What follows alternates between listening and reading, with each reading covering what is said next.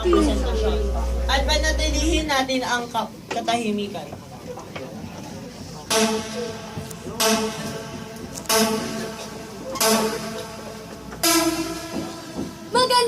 Magsisimula ang aming palabas sa ang maliwanag.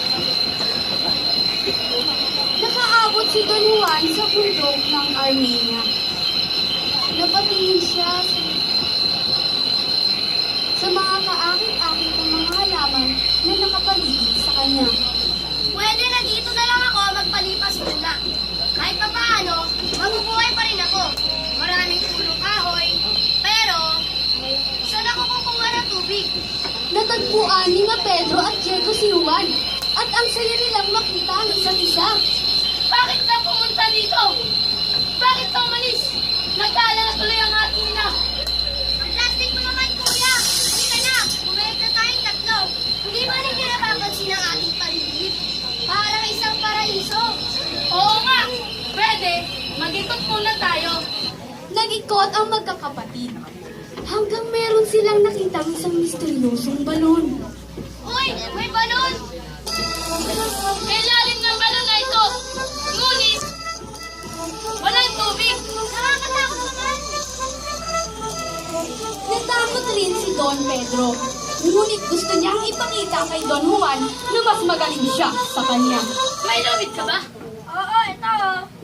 Ako na lang ang lulusong. Kayo na lang dalawa ang umawak sa lubid.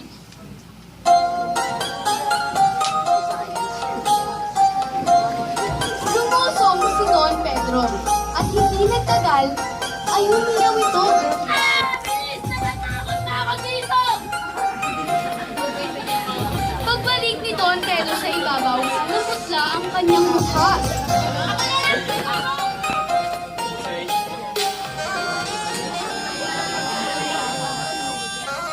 Ganon na rin ang nangyayari kay Diego.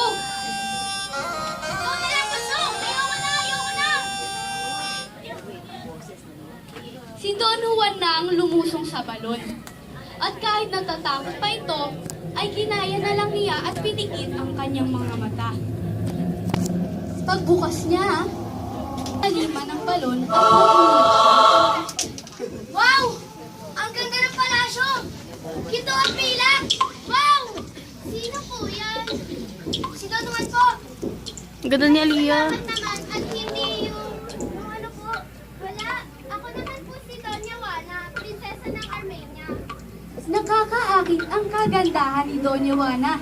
Agad na pa-inlove si Don Juan sa kanya. Wow, Juana! Ang ganda mo!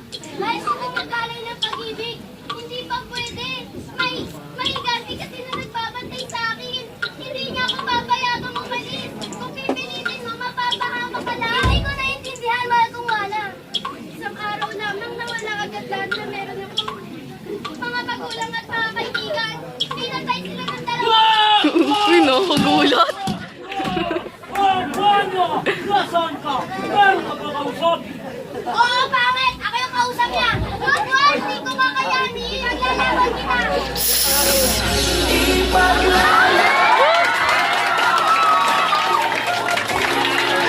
Be, may 10% na tayo. Hinalmon ni Juan ang malaking higante. Sa lakas at kabilisan ng pagkilos ni Juan, ay napatay niya ang higante. Juan! Natalo mo siya! Sa wakas, malaya ng mali ako! Tara! Punta na tayo sa aming kaharian, sa Galvania! Teka muna, Juan! May ulit pa akong hiling! Pwede mo bang iligtas ang aking kapatid? At si Leonora, katulad ko, binabantayan din siya ng isang halimaw, ang serpienteng 70. Kahit ano ang mahal, saan mo ba siya matatagpuan? Sa kabilang bundok lang! Dito pa lang at mga ikaw ang mapahamak. Ako na lang ang maghahanap sa kanya. Bundok kung saan matatagpuan ang kapatid ni Doña Juana. Pagdating niya doon, Ano nga ba ang pangalan niya? Laura? Lisa? Tisha? Leonora? Leonora ang aking pangalan. Ikaw ba ang kapatid ni Doña Juana? Oo, kilala mo pala siya. Kamusta na ang ate mo? Magpakita ka muna, baka ikaw ay marinig niya. Eh paano? Nakatali ako dito sa totem. Agad pinuntahan ni Don Juan si Doña Leonora at kinalag niya ang lubid na nakatali sa dalaga. Okay lang ba?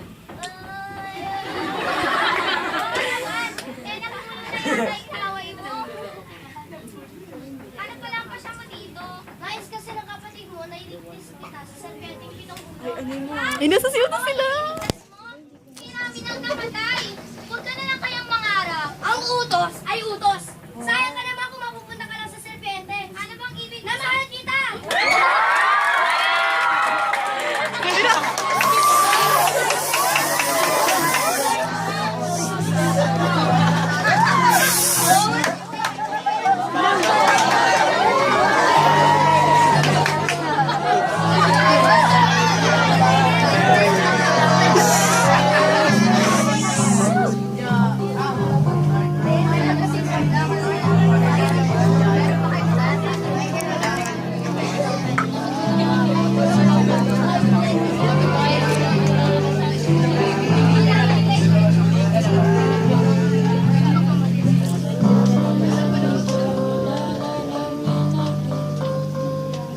Ganda naman siya.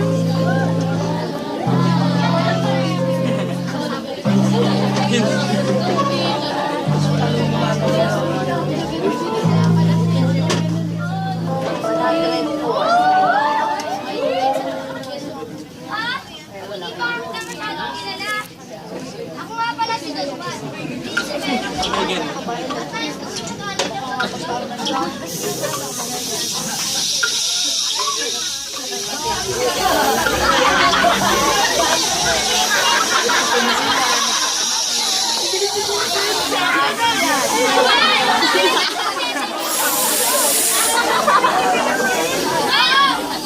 Binibisit mo.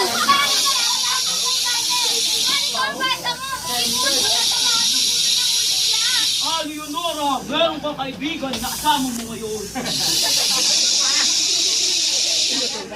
Na kaibigan, di siya na mabagay sa iyo. Napabagay ka na lang nato. Hindi ka mortal mo, kaibigan.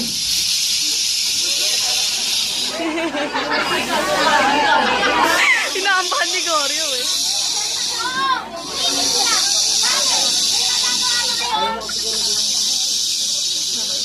Hinamo na naman ni Juan ang halimaw at sinunod niya ang payo ni Doña Leonora.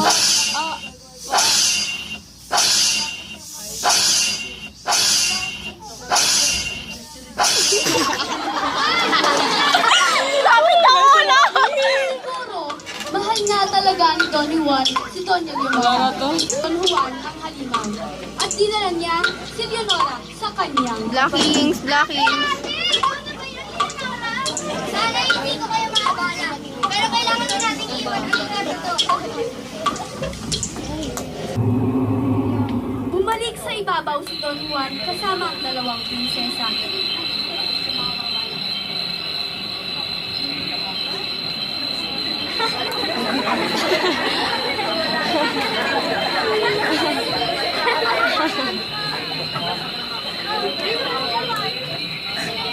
Dalawang prinsesa na nasa kaharian sila. Naligtas ko sila sa dalawang halimaw. Charlo Blacking. Habang nagsasalaysay si Blacking. Don Juan sa kanyang kabayanihan, Blacking. na naman, paano siyang bida? Nainggit na naman si Pedro sa kanyang kapatid. Lalo ba itong tumingin nang nakita niya si Doña Leonora. Nakita rin niya kung paano tumingin si Doña Leonora kay Don Juan. Naku! Yung siksik nila wala! Naiwan ko sa loob ng balon! Huwag ka mag-alala, mahal. Ako na lang kukuha. Okay lang ba sa iyo? Ganun!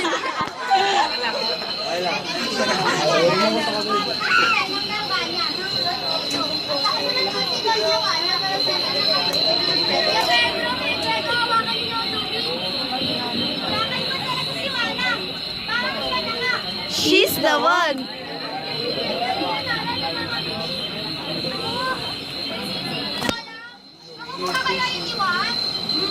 Ano? Si Juan na naman! Lagi na lang si Juan! Si Juan!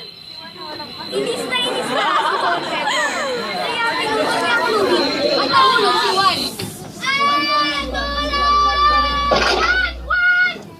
Ganun na lang ang nangyari. Nabigla si Leonora at natulala siya. Hindi siya nakapagsalita. Hindi naman napansin ni na Don Diego at Doña Juana dahil masaya sila sa piling ng isa't isa. Napansin si Leonora ng isang maluwang lobo. At habang nakatalikod si Pedro, ay lumapit ito sa kanya. Nais mo ba siyang pagalingin? Masusunod pa, unahan niya si Cesar. Bumalik ang isip ni Leonora at nagulat siya. Dahil nagsalita ang lobo, kaya nawalan kaagad siya ng malay. Nawalan siya ng malay? Naku, paano lang ito? Nabalik ka, Diego. Laka ng boses. Sa karwahe, tinatulog si Doña Leonora at si Doña Juana naman ay nagbabanay sa kanya.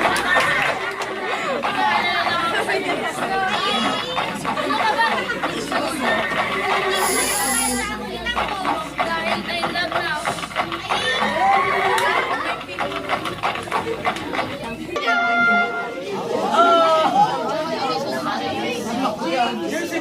Ama!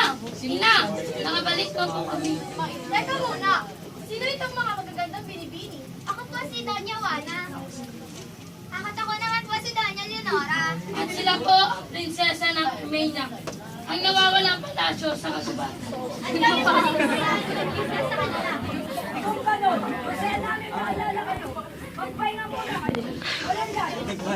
sa kanila. Sige po, mahal kong asawa. Jackpot! Walang purem!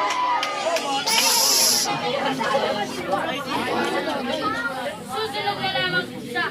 Gusto niya pa magpalipas ng panahon. Nais ko pang ipasalan.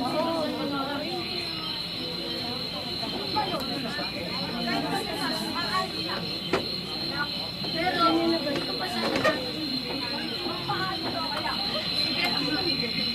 Ama, alam mo ba, wala nang may love si Kuya. Mabait na siya sa lahat ng tao.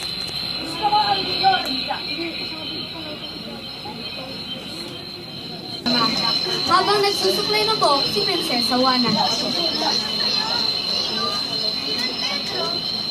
May kumakatik sa pinto. Ang tinuksan ito ni Leonora. Sa labas, nakita niya si Pedro.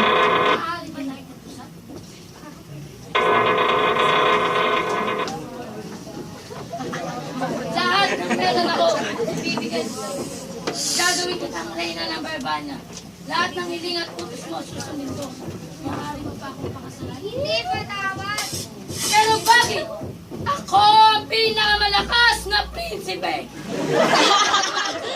Pinakamatalino, pinakamayaman at Pinakamaas. Oo! Ha? Ano ba ang problema mo? Nangako kasi ako sa aking mga magulang na sa loob ng 7 taon ay hindi muna ako mag-aasawa. Ganun ba, Leonora? Hihintay na tayo. Sana sa paghintay mo sa akin ay bumalik ka din ang ugali mo. Gagawin ko sa'yo. Sa kanyang ama na si Haring Fernando, nagbinasig raw siya. Kaya mas mabuti pa, si Diego na lang ang ikakasal. Ganun na lang kasaya, sina Don Diego at Doña Juana. Ikakasal na tayo bukas. Talaga? Oo. Talaga? Oo. Kali ka kay Tracy.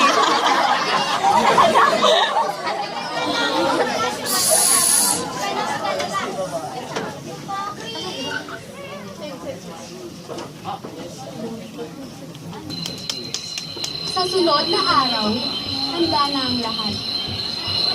Pass. Kasalan. Panatilihin po ang katahimikan. Sa sunod na araw, handa na ang lahat para sa unang kasalan ng kaharian.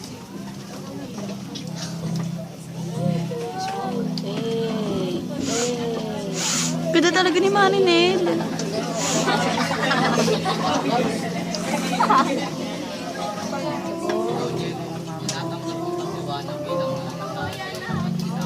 Susumpa ko po sa pangalan ng Diyos. Opo, ako.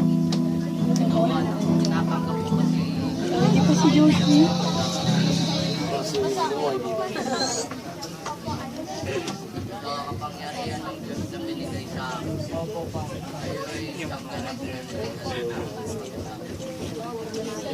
Simulan na natin ang selebrasyon!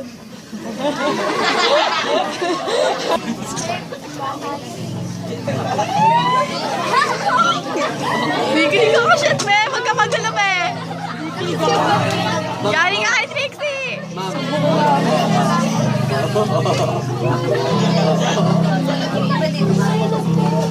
Okay, back.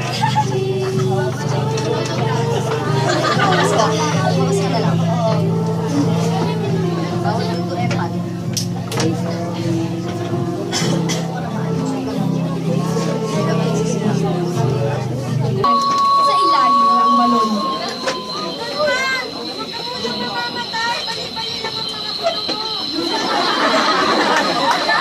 Kumuha ng 3 bote ng tubig sa ilong hagdanan ng mahiwagang lobo.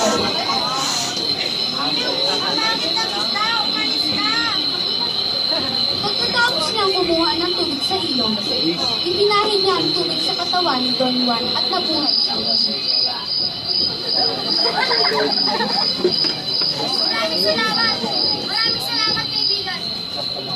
Naiiwan na naman na mag-isa si Don Juan pagkatapos niyang pagalingin sa mahiwagang lobo.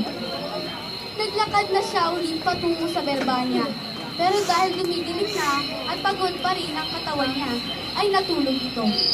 Hindi nagtagal, dumating ang ibong Adana at humawit ng himig.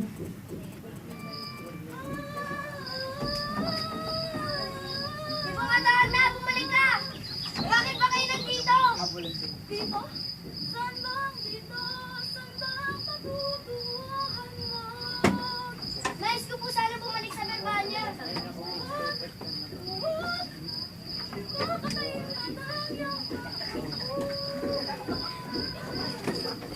Pero hindi dapat ako nandito habang buhay.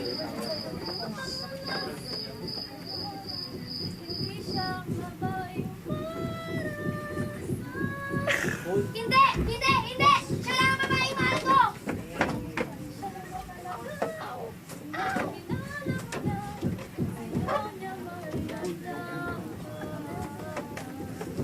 Sino siya?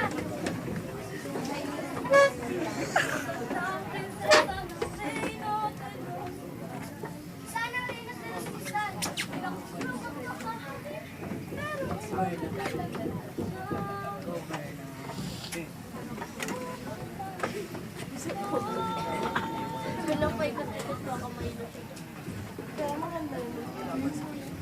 Bumalik si Juan sa kanyang pinagdaanan at patuloy sa ibang direksyon.